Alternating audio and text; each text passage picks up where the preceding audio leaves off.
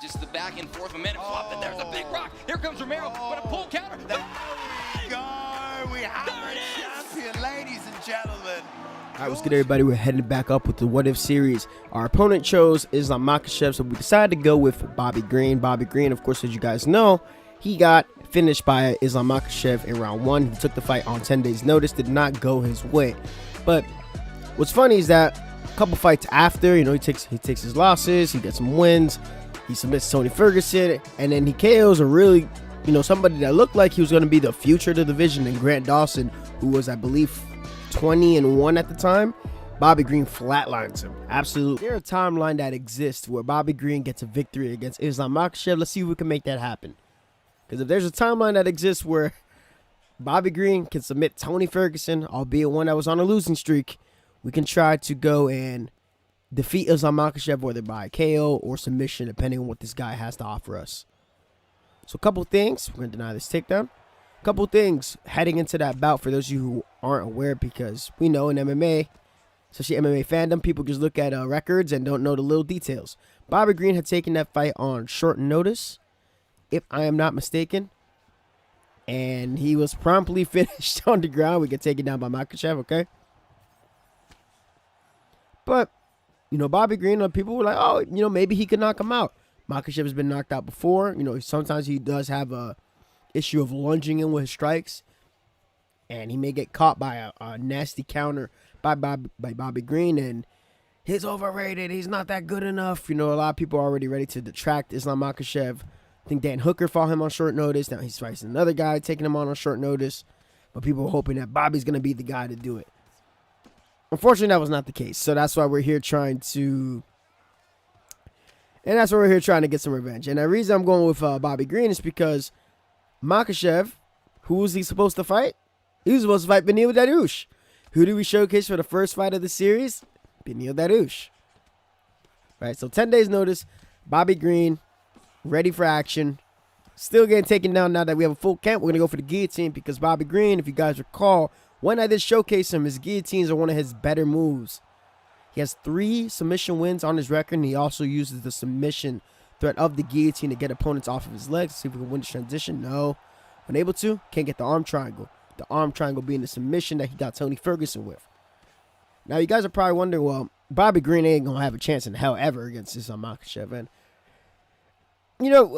it's funny because what did we see a couple fights later against, who was it, Grant Dawson? Grant Dawson, who was, he had crazy good grappling, like incredible grappling in his last bout.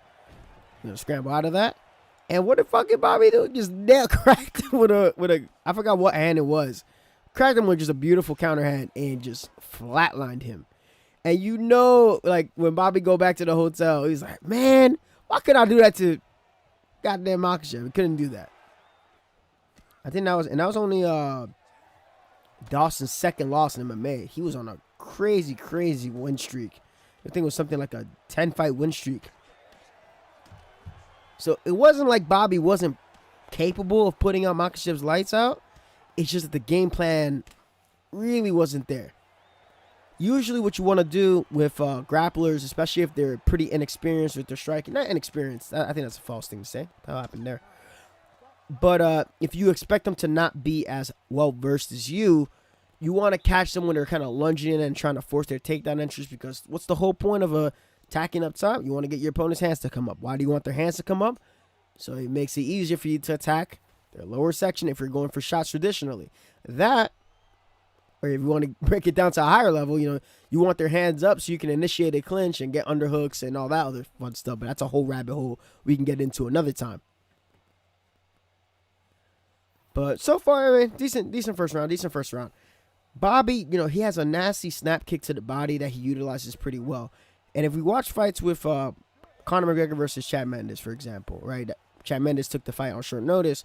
Saw Conor was using a lot of the body teeps to sap away at the gas tank of Chad Mendes, right? Which is already going to be dealing with some type of issue because the fight was on short notice.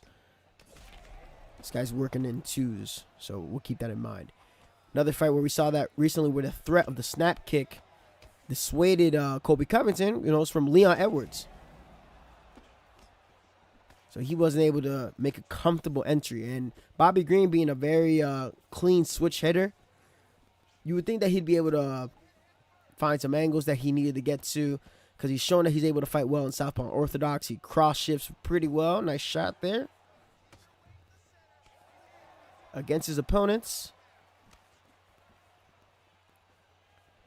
And that was pretty much his one beacon of hope. Like, he'd had to basically take away the legs of Makhachev, get him taking bad shots. This guy's stamina is getting cooked. And then look to wear on Makhachev in that way.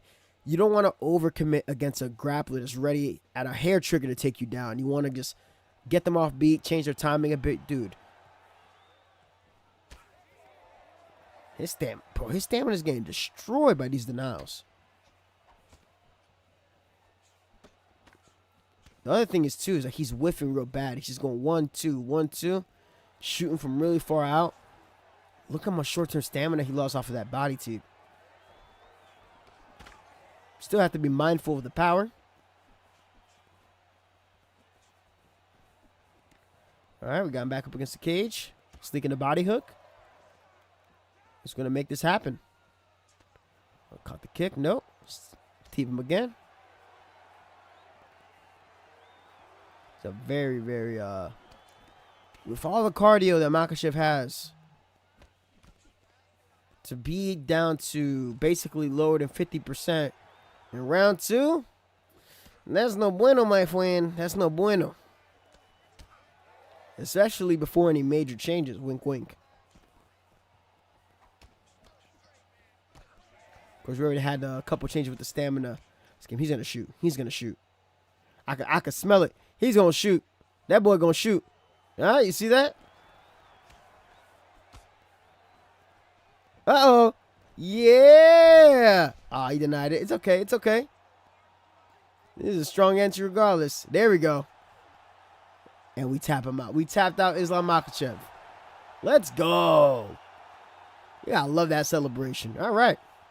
So, I want y'all to let me know in the comment sections, like, what matchups should I be looking to try to get into on ranked in terms of getting revenge. And don't have it be a fight like, for example, oh, let's see, what if Israel Adesanya beat Sean Strickland? That's not something that's going to be interesting, because that's a fight that could still potentially happen in the future. We're talking about where if a fighter beat this guy, shit could have really changed for the landscape of the division. That's the type of stuff that I want to see suggested for this series. We're sticking to one fight for now, but hey, we could double up and have more fights, right? If you guys are showing more love to the series. But hopefully you guys enjoyed that. Romero17, I appreciate all of you. Much love. Take care. Let me know what you like the most about the video.